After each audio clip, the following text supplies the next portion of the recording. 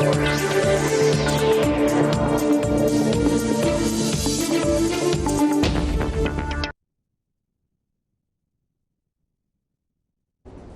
good afternoon. Here are some business news updates for the afternoon. The country will later this year issue its first local bond that will be paid over 10 years. The bond, which will be sold this November, will be seeking to raise some 200 million Ghana cedis.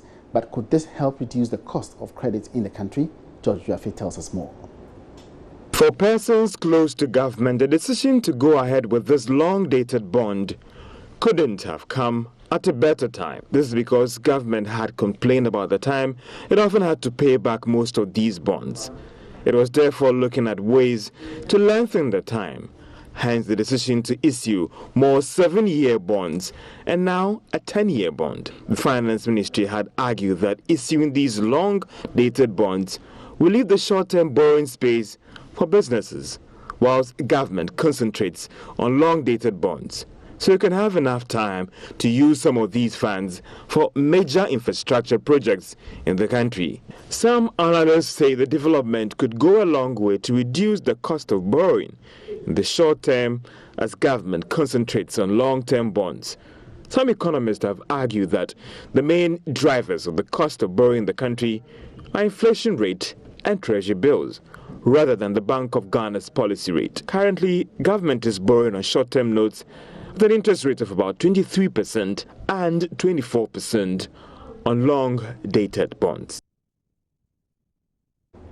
Government has reached an agreement with commercial banks in clearing debts owed by players in the energy sector. The debts are said to have hit about 8 billion Ghana cedis following the inability of players like VRA to pay back the loans on time. The development is currently threatening the existence of some commercial banks, with reports that some are on the verge of collapse. But President of Ghana Association of Bankers, Alhassan Adani, tells Joy Business the agreement will result in these debts being cleared over a period of 5 years.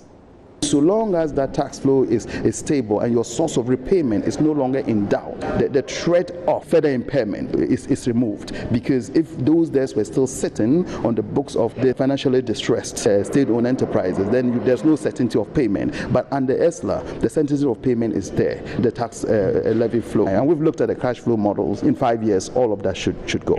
You've reached agreement as we speak right now, or we are crossing the T's and dotting the I's? Crossing the T's, dotting the I's to clear the debt. For us, what is important is that the means to repay is what is critical. It would have been totally, worthless, dotting I's and crossing T's if the source of repayment wasn't there. ESLA gives us a very definite and a sure source of repayment.